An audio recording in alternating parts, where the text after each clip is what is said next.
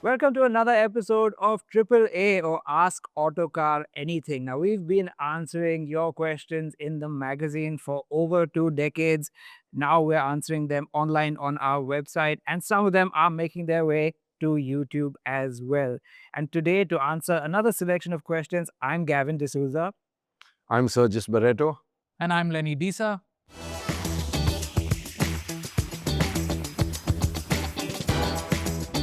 So let's not waste any more time. Let's get right into it. Starting with a question from Nagraj Patil.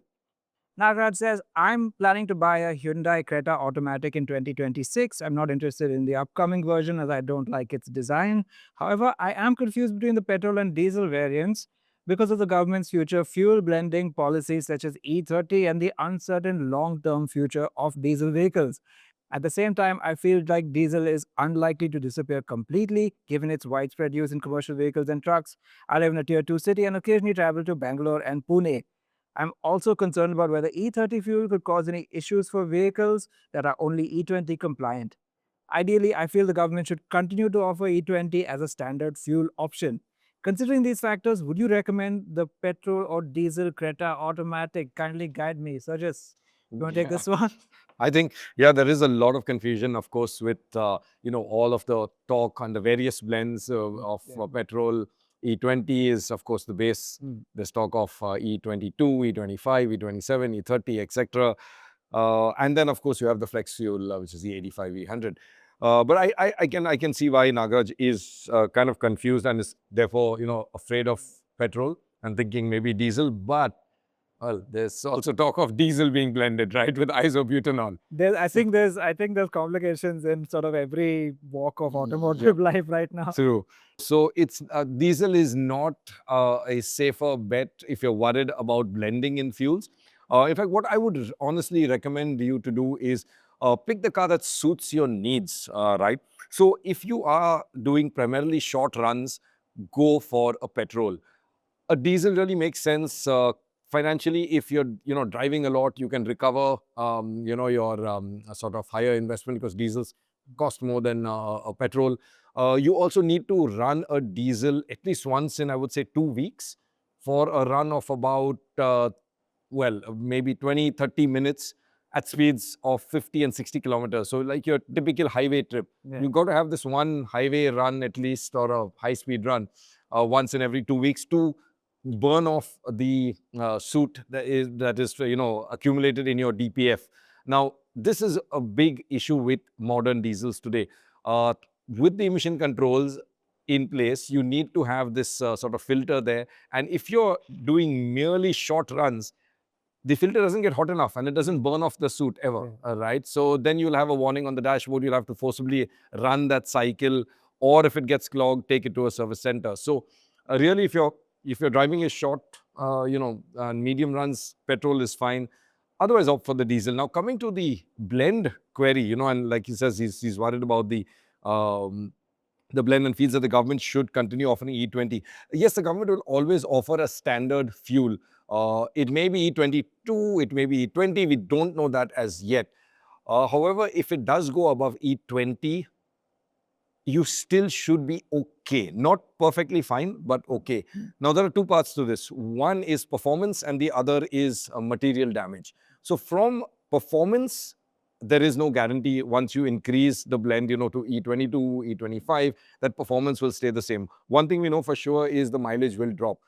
You can't get away from that. You have a lower energy density in ethanol. The more you add, more sort of less efficient the car gets. So performance can be a problem. Also, emission control, not too sure because these engines were calibrated on E20 fuel, right? So now you're going to introduce, let's say, E25. So performance can be a question mark there. However, in terms of material damage, you should be okay because most manufacturers, what they tell us is that when they went to E20, they actually, material-wise, were ready for higher. Right. And it's a very funny story, right? And we were discussing this, that they would have talked to suppliers, and suppliers would have said, hey, why are you doing E20? We have a E27 standard because internationally in markets like Brazil, for example, there is E27 for a long time. So they all sort of unofficially are saying that we're actually good for a higher blend, E25 or E27. That's Just a bit okay. of future proofing, I think. Future proofing, exactly. And also, if you're doing a new standard, might as well just do it to E27 or E30, given that this standard exists in other markets abroad. So there you have it. I would say, pick the car that suits your needs, right? And in terms of the fuel, unfortunately, there is no sort of, I would say, sure answer that we can give you right now, except that if you are looking at an E20 car, you should be okay material-wise, but be prepared for a drop in mileage. One thing I'd like to add, though, he says that he doesn't want to consider the upcoming version because he hasn't seen the design, but none of us have seen the design. That's right. Oh yeah, that's Maybe true. it's worth waiting and seeing what the design is like, and the old car, there'll still be stock. Maybe you could get an older one then. Yes, another Yeah. better price. No, that's a good point actually, Lenny, Yeah. because we haven't seen the designs, Yeah. the final designs. Spy shots and renders don't necessarily give you the accurate picture. So In fact, they're designed to not give you the yeah, accurate picture. exactly. True. So yeah, if you can wait, why not wait? You'd get a nice look at the new Creta. You'd get the newer version with all the new features, and there might be some clarity on the fuel. Exactly. Yes. Yeah, and hopefully. It will be bigger. That's for sure. We know that it's going to be on a new platform that's shared with the new Seltos. So there are some things that are a given, but I suppose design is not one of them just yet. So I'll read out the next question, and this one's from Saeed Rahim. In fact, he says he's planning to buy an automatic SUV for a daily commute, but he's confused about which variant would be the better choice, especially in terms of long-term service and maintenance costs. He's shortlisted the Hyundai Venue DCT and the Nissan Magnite CVT, and he says, could you please guide me on which would be the better option, the CVT or the DCT? From the point of view of having it in the long run and, of course, his daily commutes.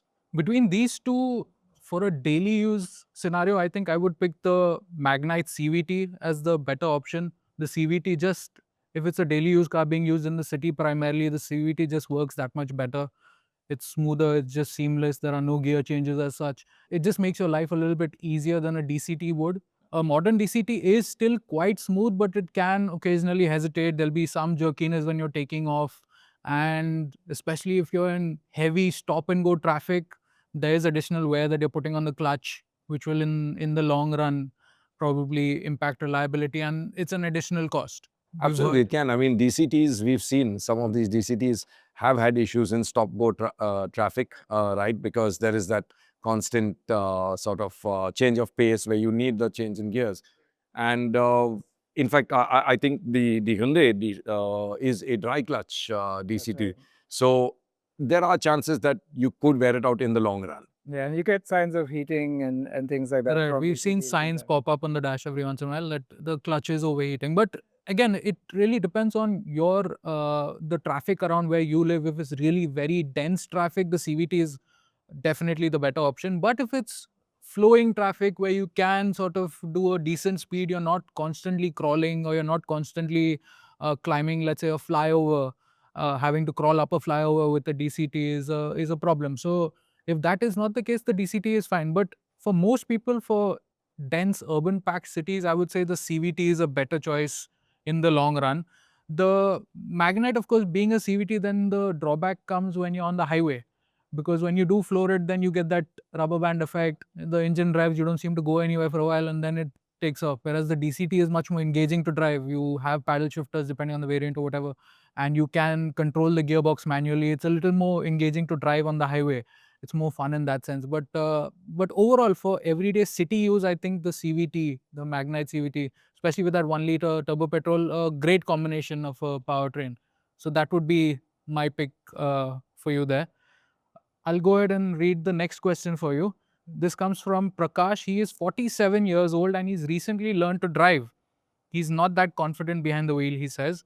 But he now has a genuine need for a car because his daughters have grown taller and it's no longer practical for them to travel on a motorcycle, which is definitely true. They rely on cabs for the most part. They live in Bangalore and they're looking for an economical, reliable car, comfortable for a family of 5, and an automatic transmission again because he's learning to drive. And so he's also confused whether he should buy a new car or a used car because he's concerned about maintenance costs, reliability, stuff like that. And he also has asked how he can build confidence as a new driver. Well, yeah, I think I can take this one. Prakash, congratulations on your driver's license. It's never too late to learn, and it's a fantastic skill to have in a pinch, no doubt about that. As for the car, well, how about the Maruti Suzuki Wagon R? It's available with an automatic and AMT, which is something you want.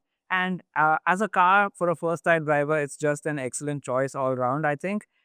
It's got a tall seating position, big windows, so a great view out. It's very easy to place the car. It comes with a choice of a 1 liter and a 1.2-liter engine, both of which come with manual or AMT options. But for your usage, I think the 1 liter is both easier and more economical. So it's perfectly fine for a first time driver. Your family will be comfortable. Definitely, yes, a car is always a safer bet for a family of four than a motorcycle. So we urge you to, yes, use a four wheeler for that. And this is a great four wheeler for a family of four.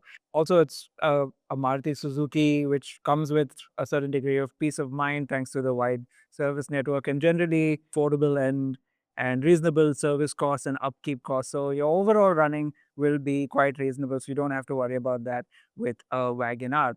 As for buying a used car, that's also a great option, especially if costs are a concern, because of course the depreciation has been absorbed by the previous owner or owners, which makes it a lot more affordable. And of course, you can move to another hatchback if you like. That's perhaps in a different price bracket when it's used. Of course, there are some things to be cautious about. Don't buy something too old. Of course, it's quite tempting because the prices tend to be better as you go older. Get something new that's in generally better condition. Have it thoroughly inspected before you buy, and also check the full service history to make sure it's in full order. And yeah, don't settle for the first thing you get. Always shop around before settling on the used car that you wish to buy. Yeah, absolutely. In fact, I think buying used makes sense, as you said, and people often use it to upgrade. But in this case, since you are learning to drive, buy a used car, buy a hatchback, stay small, get confident behind the wheel. And you did ask about what you can do to build your confidence. Well, one is, I mean, you've got to keep driving. You can't learn to swim if you don't jump in. So yes, you got to keep driving. But if you are very unsure, you can book a few more sessions with a driving school, so you have someone with controls there. This depends on how I would say raw or sort of unsure you are, right? Then also, if you're going out on your own or in your own car, go out early in the morning when there's less traffic. Empty roads, not busy junctions and city streets, until you get really, really confident, because it is just safer for you and for those around you. So, just take that driving seriously, get confident, and of course, then happy motoring. So yeah, that's that. And moving on to another question from Kiran. He's confused between a new Seltos and a Karen's Clavis. I can probably see why they are siblings under a different top hat, right? But he says, the Seltos was my first choice, but with the Karens with the same engine, my thinking is, why not go for a 6 or a 7-seater with almost the same dimensions and a little extra cost? And he's considering this because they are a family of 5, and occasionally an extended family joins them on, long drives. Well, can I take this Yeah, one? yeah. Because honestly, I've faced this dilemma before. A lot of people I know have asked a similar question, and frankly, it's a head versus heart decision. Uh, the Seltos has the SUV body Yes. style. The Clavis has the more practical and sort of sensible MPV body style. And really, why for two very similar cars, they do things very, very differently. Now, of course, as you've noted, you are a family of 5, but you occasionally have more passengers. That kind of puts you firmly in Clavis territory, if you ask me, because yeah, you can use it as a 5-seater, but you always have the extra flexibility of that third row of seats, and it's a pretty spacious third It row is of seats genuinely usable. for the size of vehicle. I mean, that's I think excellent packaging on Kia's part over there. And yes, like you said, same engines and gearboxes, so you're sort of well catered to on that front. There is one thing to note, though, is that though the previous Seltos and Clavis shared a platform, the new Seltos is based on a new platform, while the Clavis is still technically now a generation behind. not too much of a difference. They're both still very well engineered. It's just that the Seltos is a little bit wider as a result, and it feels from behind the wheel like a slightly larger car. They've also made improvement to the E&E architecture, so you get new tech with bigger screens, and you also get a slightly more comfy ride. I think on the whole, this is a bit more maturity to this new generation platform that the new Seltos is built on. But yeah, given your need for practicality, I think the Clavis still comes out on top because again, it doesn't fall too far short in all those areas. It's still got very good tech, a very high quality cabin, and like you said, that extra flexibility, it will go a long way. So yeah, though they are very similar, there are some key differences between them, and I think for your requirements, the Clarence Clavis comes out on top. No, absolutely. In fact, even for a family of 5, sometimes a 3-row makes sense because, you know, 3 at the back, 3 abreast, depending if they are, you know, adults or kids like my kids. I mean, my son's taller than me, so you know, 3 at the back can get uncomfortable. So 3-row spaces people out. That's You right. know, Just use all the space you can. And the best thing about an interior is that it's always made flexible. So you can fold the seats in different configurations. You can even order a 6-seater if you like, but maybe stick with the bench given your requirement. The next question is from Shubham. He says, hi, I want to buy an automatic car between 10 to 12 lakhs. I want a car that's comfortable for 5 adults. Driving is 70% in the city in Delhi, with 3 to 4 occasional intercity vacation trips annually. Average monthly running would be around 700 kilometers. And he's considering the i20, the Exter, the Glanza, and the Kylaq. He also says, feel free to recommend any other car besides these. I would like a sunroof, though it's not a deal breaker. All right, I'll take this one. From your shortlist, I would say the Kylaq is the pick of the bunch, mainly because the automatic transmission is superior to the AMT on the Glanza and on the Exter.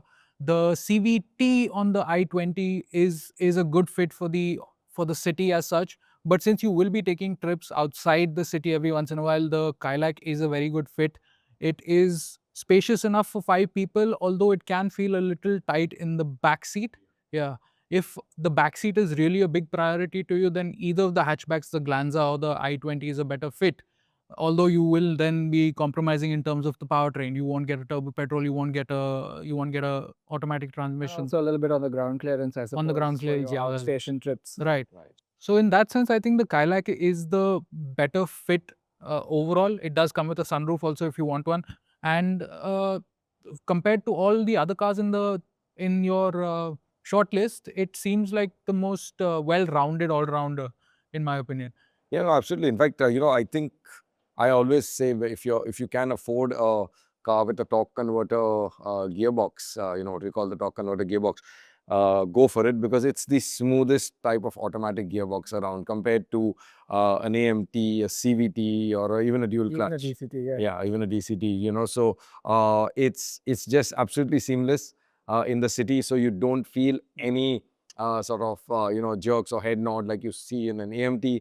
Out on the highway, you won't feel that rubber band effect of the CVT. So yeah, in this case, I think that's a very sort of strong selling point for the Kylaq for you know, them, because yeah, they will be driving mostly in traffic. I think 70% in city. 70% in Delhi traffic. So definitely the Kylaq is a good choice here. And let's not forget also, I mean, among these at least, it's the only turbo petrol. So on those occasional highway drives, you appreciate the extra punch that you get from this turbo petrol engine.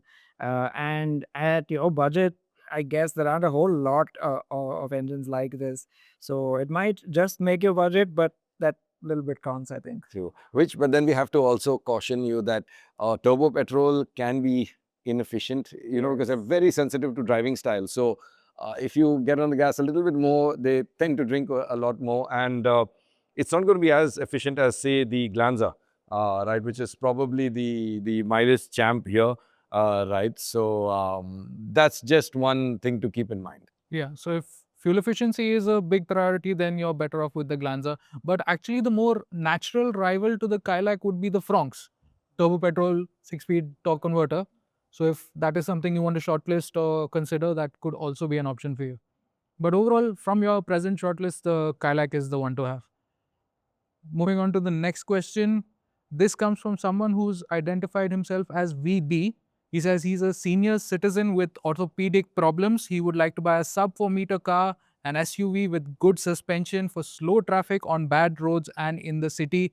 His city where he lives is prone to flooding during the rain, so he wants good ground clearance naturally. He wants wide doors and convenience in getting in and out. His budget is 10 to 12 lakh rupees. What do you all recommend? I mean, for me, this is like got punch written all over it. Because it's sub 4-meter, right? Good suspension, fits the budget, of course. Flooding in the area, so yes, it does have decent clearance, good ground clearance, in fact. And since he's a senior citizen with some orthopedic problem, and he's specifying, saying he'd like something with wide doors, to easily get in and out of. The punch 90-degree doors, right? They have that open, nice and wide, so you can really get in and out very easily. And even the seat height is more natural. You don't have to drop down into a low slung kind of position, and you don't have to climb up into it. It's really one of those cars you can just walk into. Yeah, exactly. You just slide in. So I think the punch is would be my pick for Mr. VB, as his initials suggest, right? Because it meets all of his sort of requirements. The other alternative to the Punch in the same segment is the Exter AMT. Yes, you could Which do is that. the powertrain is a little bit more refined, 4-cylinder, and the AMT is slightly more refined, but it does not have a few things that the Punch in terms of the height is not quite the same. You do still have to step down into the car. The doors don't And the open quite doors, as the wide. doors don't open as wide Yeah. as well. Yeah. And the suspension isn't quite as Right. robust So it's feeling an as the Punch. alternative, but I think Yeah. in second place. Exactly. So Should you not be wanting to do the Tata Punch for whatever reason. Yeah.